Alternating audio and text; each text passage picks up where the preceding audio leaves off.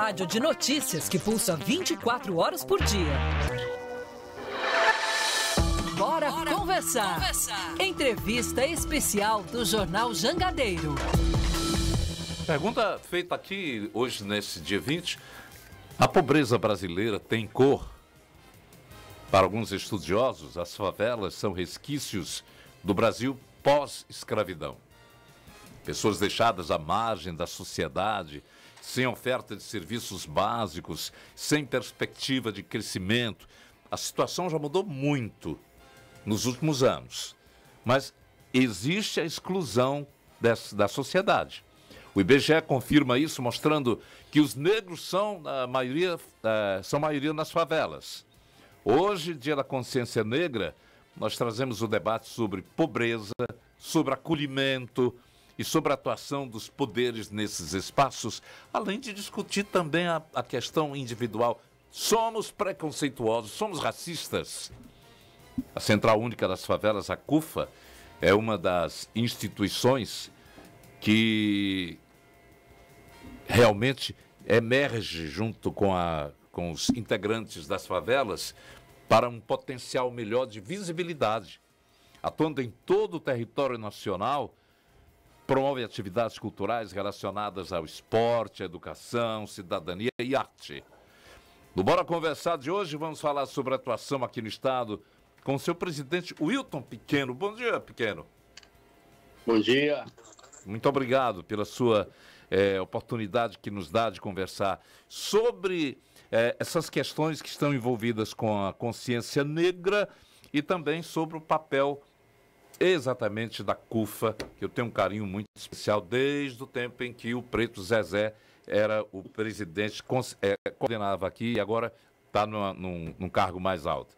Deixa eu lembrar aqui ao ouvinte, que você que acompanha o Bora Conversar, você também pode mandar perguntas no chat do YouTube, pelo Facebook você também acompanha. Enquanto você está trabalhando, bota lá no YouTube, fica ouvindo aqui, trabalhando, não vai perturbar o seu trabalho, não. E mande perguntas pelo 981-543814 ou pelo chat do YouTube. O Wilton Pequeno, pergunta que eu fiz no início, a pobreza tem cor? Total. Você hoje entra nesse território...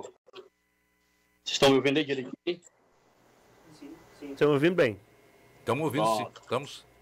Você vê hoje a maioria, né, a favela, a maioria dos componentes residentes são negros.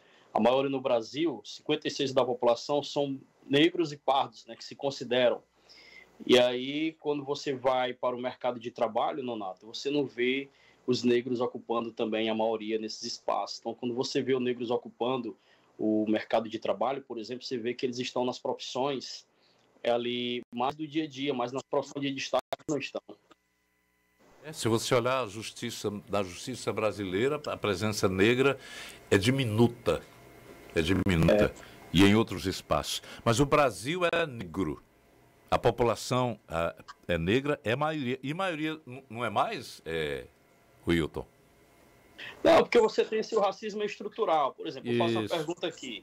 As pessoas que utilizam o posto de saúde para atendimento, utilizam a UPA para atendimento. Uhum. Quantas vezes você foi nesses espaços e você foi atendido pelo médico negro? Verdade. Mas você vê onde é que os negros estão, quais são as outras profissões que os negros estão.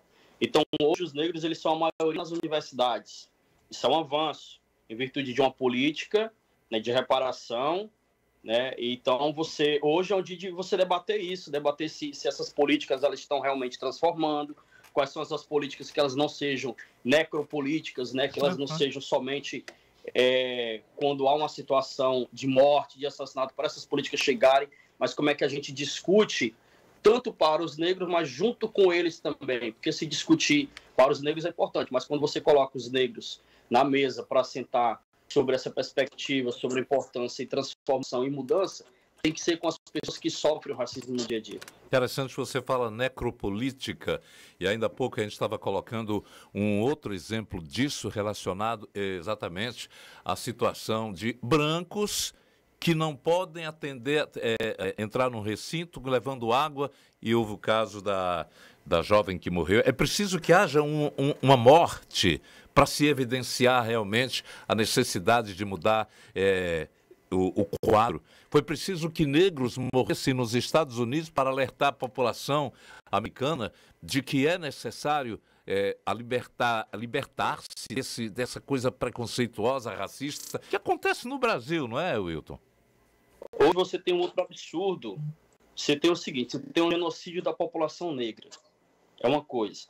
Hoje você vê que os negros são a maioria das dores de órgãos. Não é um fato, isso aí é preocupante de verdade. Por quê? Porque se são doadores de órgãos, eles são as maiores vítimas, Nonato.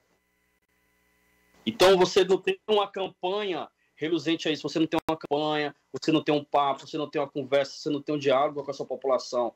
Hoje somos maioria nas favelas, hoje também somos maioria, sabe, nos presídios. Somos maioria no desemprego, somos a maioria nos sinais.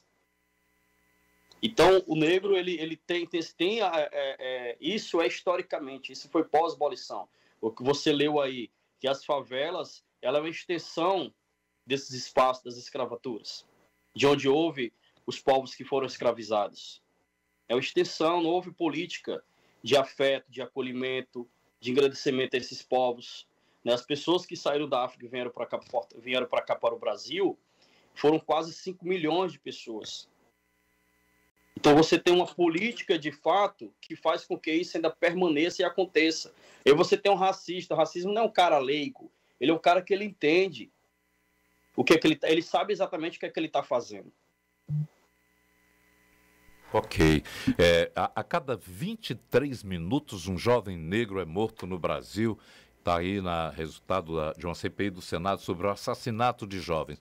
Até que ponto esse preconceito tem a ver com esses dados, Pequeno? A bala perdida, ela tem um corpo preferido, ela tem um tom de pele que ela prefere, certo? Mas você não vê essas políticas públicas, de fato, chegar nesses lugares para colocar o negro sempre em cargos, em construção de pensamento, de ideologia, de logos. O preto, ele vira estatística. Quando você tem aí a cada 23 minutos um negro ele morre, vira estatística. Quando é um artista, vira tragédia. Mas esse é um número todo dia tem esses números, todo mês tem esse número. A cada ano aumenta-se essa possibilidade de não redução dos números e nem de equilíbrio. Então é uma construção em que você vê a população negra na universidade privada não chega a 50%, os negros enfrentam dificuldade de ascensão no mercado de trabalho, os empregos que possuem a maioria da quantidade de negros. Então, e principalmente a gente está falando, e quando a gente fala, Nonato, quando a gente faz um recorte para as mulheres, é mais absurdo ainda. É muito absurdo ainda quando você faz recorte para as mulheres. A mulher negra é a mais prejudicada no mercado de trabalho e no mundo.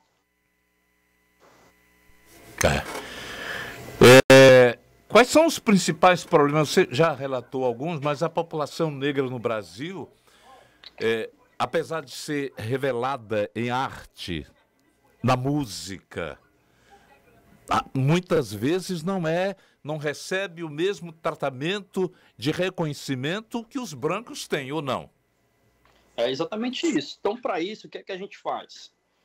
Você não tem, você fica toda hora debatendo isso. Então, o debate ele é elevado, ele é importante. Então, assim, vamos fazer uma prática, que é o papel da CUFA. A gente tem uma prática nossa.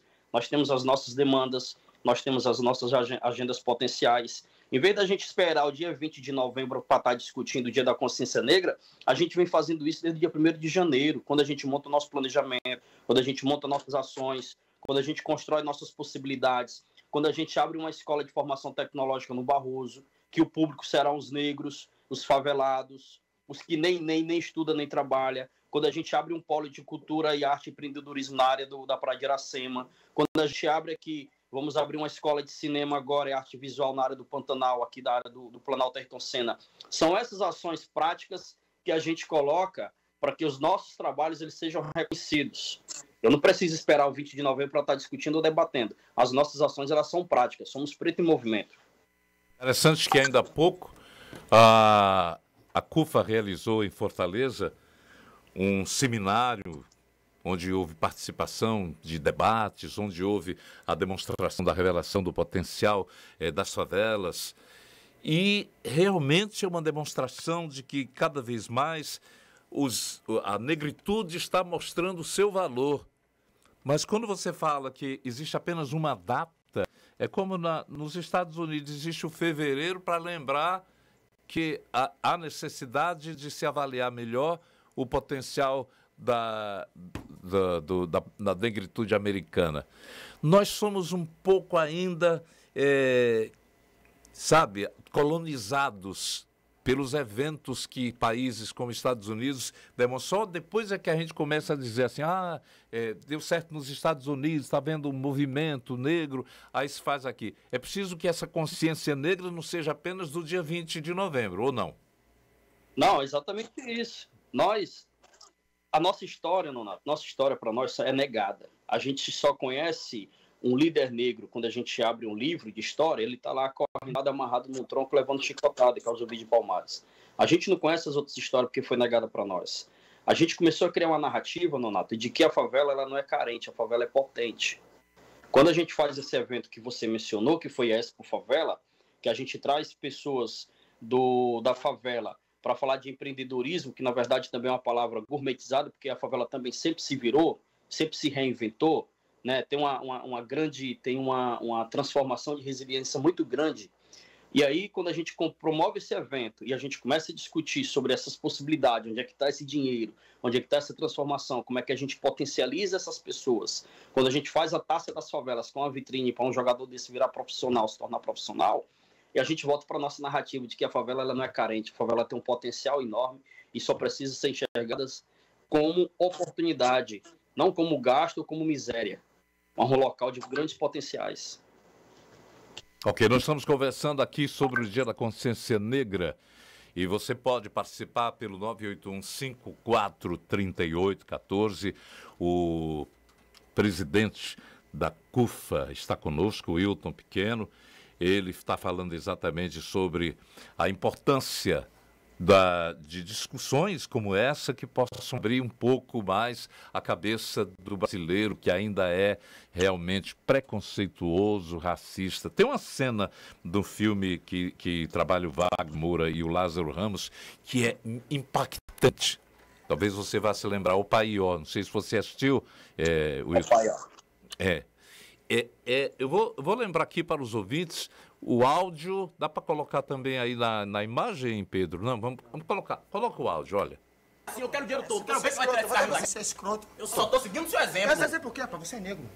Você é negro, certo? Você é negro, você é negro, você é negro, você é negro, você é negro, você é negro, você é negro, você é negro, certo? Eu sou negro. Eu sou negro sim, mas por um acaso negro não tem olhos, boca, hein? Negro não tem mão, não tem pau, não tem sentido, boca, hein? Não come da mesma comida, não sofre das mesmas doenças, bocas, hein? Não precisa dos mesmos remédios. Quando a gente sua, não sua o corpo, tal qual um branco, boca, hein? Quando vocês dão porrada na gente, a gente não sangra igual, meu irmão, hein? Quando vocês fazem graça, a gente não ri. Quando vocês dão tiro na gente, porra, a gente não morre também. Pois se a gente é igual em tudo, também nisso vamos ser, caralho. Incrível, é uma das cenas impactantes do filme e que chama alerta. O personagem Boca é do Wagner Moura e o filme corre o mundo com essa expressiva atuação do Lázaro Ramos. Exatamente. Não, deixa eu te contar uma história aqui rapidinho aqui. Conta. Primeiro você tem que ter uma saúde mental assim, irmão, muito forte para você não ficar toda hora debatendo com essas situações que vai lhe causar aí grandes traumas. Eu já sou muito traumatizado com isso. Essa semana a gente realizou a final da Taça das Favelas. E aí eu estava num restaurante negociando com um dos patrocinadores e aí entreguei para ele uma planilha para ele verificar lá onde ia colocar a marca dele. De repente, nós somos abordados por uma pessoa que pede o cartão dele para depois entrar em contato com ele. O rapaz perguntou assim, mas por que você quer meu cartão? Eu disse, não, porque você está olhando o processo dele aí, eu queria que você olhasse o meu processo também. Resumindo, o cara achou que eu era um criminoso e que o empresário era um advogado que estava olhando meus processos judiciais, cara. Incrível. O que mostra que racismo estrutural, realmente. A realidade continua. Cada exemplo que a gente encontra, até que ponto as escolas também quando esquecem de mostrar a história do negro, dos grandes eventos. A gente lembra Zumbi do Palmares somente dia 20, e mesmo assim, tem 90 e tantos por cento que não sabe nem quem foi Zumbi dos Palmares. A escola é também um centro de difusão da necessidade de se cobrar essa consciência, não é isso, Wilton? A escola, hoje, ela é o principal local para se discutir isso, para debater isso, para levar essa conscientização, esse conhecimento educacional aos alunos, a nós, porque nossa história foi negada para nós desde sempre, como eu falei.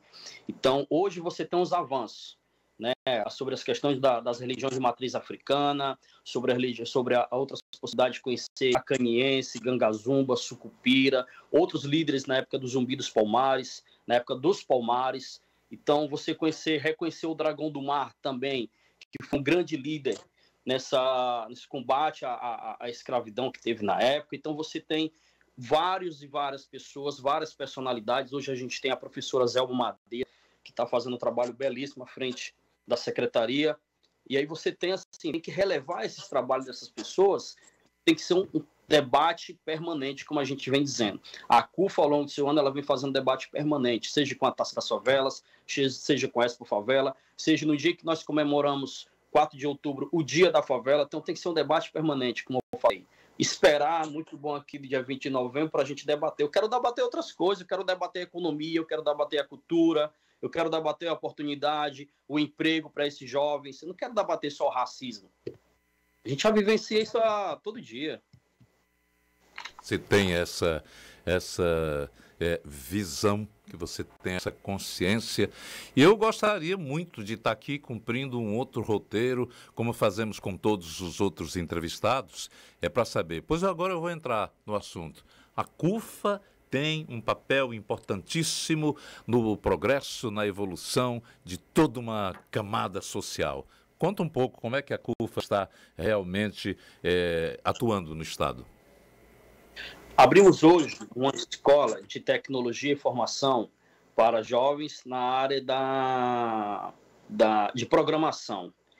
É uma profissão cara, um curso caro, e é uma profissão que paga muito bem, mas que você não vê um jovem, um favelado nesses lugares, nessas formações. Então a gente está trazendo um curso para dentro da favela, para ter esse curso para esse jovem como público-alvo e participante disso, porque foi o jovem que pediu para ter esse curso no nosso território. Quando a gente trata o futebol, não apenas pelo futebol, mas como um movimento que faz parte de um movimento permanente que a CUFA vem desenvolvendo. Quando eu digo para o jovem que para ele estar na Taça das Favelas, Nonato, ele tem que estar na escola, tem que entregar para nós uma declaração da escola, que a gente visita os jovens, os pais e as mães, para entender que circuito é aquele. Quando a gente chega na casa, a gente vê que o pai é ausente, que a mãe é uma mãe solo, que tem 3, 4 filhos, e você começa a buscar ações, buscar alternativas nesses territórios, para você dialogar e buscar soluções para isso, para esses territórios de favela. Quando a gente coloca, hoje você vê o IBGE, o Instituto Brasileiro de Geografia e Estatística, ele não reconhecia as favelas como favela, chamava a favela de aglomerados subnormais. Eu não entendi o que seria aglomerado de pessoas em subnormais, de humanos em subnormais. É favela. E hoje eles fizeram a provocação para nós, que estavam com dificuldade em fazer as pesquisas, nós colocamos as condições. Olha, mas esse território tem que ser conhecido como favela. Hoje o IBGE reconhece esse território. Por que isso é importante? Porque os números mudam. Esses territórios mudam, os números mudam. Hoje você tem ali na área da Aldeota, a Quadras, uma comunidade da Quadra, que ela é do tamanho de uma casa que é do outro lado da rua. Que você tem um IDH diferente de um quarteirão do outro. Mas que as políticas públicas, para quem constrói isso, é tudo igual, e não é igual. Tem que ser tratado diferente. Você tem que discutir a equidade, você tem que discutir essas possibilidades, você tem que discutir aqui o parâmetro de igualdade. Como é que eu quero discutir a justiça social se eu não tenho igualdade para discutir? Se na prática isso não existe. Em 2024 a gente vai estar com esse mesmo debate. E os números que estão aí, a possibilidade é aumentar. Você não tem uma política pública, de fato, que chegue, que transforma a vida de um jovem negro de favela. Hoje, sim, hoje a gente conseguiu organizar, a CUFA ela vem promovendo, ela vem participando dessas campanhas, ela vem desenvolvendo isso, mas a gente não espera o 20 de novembro para a gente estar debatendo, a gente vem fazendo isso sempre. O nosso debate, a nossa discussão, a nossa consciência negra no dia a dia, naquilo que a gente faz, naquilo que a gente acredita. Até aqui está dando certo. os nossos trabalhos, nossos planejamentos, e a partir daqui a gente continue construindo essas possibilidades, com o Preto Zezé, que precisa ser ouvido, precisa ser entendido, com o Celso Ataíde, com o MV Bill, com o Márcio da Bahia, com a Kaline, que hoje está presidente da CUFA da Paraíba, com essas lideranças que vêm ganhando destaque e vem transformando o seu dia a dia em trabalho social, porque isso é que dá impacto. Durante a pandemia, o papel da CUFA foi exemplar. Estou falando só na pandemia. Estou me lembrando aqui, quando você falou o nome do Preto Zezé, e eu me lembrei outro que ele... Foi quarta-feira, que ele deu uma entrevista que está aqui no JJ, no Instagram do JJ, importantíssima entrevista que ele deu. Gostaria que vocês pudessem acessar também. Eu vou pedir um intervalinho rápido, tempo para você beber água aí, e voltamos contando a você que ligou para saber por que aqui não é feriado. O Dia Nacional da Consciência Negra está no calendário oficial de feriados em apenas 5 estados: Alagoas, Amazonas, Amapá, Mato Grosso e Rio de Janeiro. Mas eu sou da opinião que se vai feriar e não tem uma discussão própria sobre o assunto, eu acho desinteressante fechar escolas quando podiam estar discutindo os temas de qualquer natureza, feriado de qualquer natureza. Dia da bandeira, aí, feriado, ninguém vai para a escola. Qual foi agora o último? Dia Nacional Proclamação da República. Não, todo mundo feriado lá, escola. É o dia de se ir para a escola, trazer família e conversar exatamente sobre isso. A escola precisa tomar uma atitude madura. Maturidade, de consciência, não é só sobre a questão negra, não. É sobre outras questões. O intervalo é rápido. Aqui na Jangadeiro Band News e Fortaleza, tem ouvinte querendo participar, Yuri? Tem ouvinte aqui participando, deixa eu ver aqui, o comentário do Henry. O estado do Ceará é muito preconceituoso em todos os espectros, econômico, cor, social, preconceito. E Van Soares, o pior de tudo é que às vezes são vítimas de preconceito e não se dão conta, né, em algumas situações. Falando da questão do racismo estrutural. Roberta, Ian também está parabenizando aqui a entrevista, obrigado pela participação. Obrigado, Janaíne também. Roberta, aqui no Ceará existe uma lenda que foi propagada, inclusive reforçada recentemente, com pseudo-pesquisas científicas de que não há negros aqui. Importante o papel dos educadores para desconstruir isso. E tem participação aqui dos nossos ouvintes sobre a questão do racismo estrutural, né? O nosso ouvinte Francisco, ele mandou uma situação que ele passou. Ele foi pedir um Uber para ir à praia, na Praia do Futuro, curtir um pouco. A primeira pergunta do Uber, perguntando se ele ia trabalhar em alguma barraca lá. Questão do racismo estrutural. Francisco, tem mensagem também do Wilson. Entrou no restaurante em Guaramiranga. Uma cliente já foi puxando ele, pedindo para atender a mesa dela. Sempre pensando que é o funcionário. Que é um funcionário. Obrigado também pela participação, Wilson. E o Júnior deixa aqui um comentário. Bom dia, Nonato.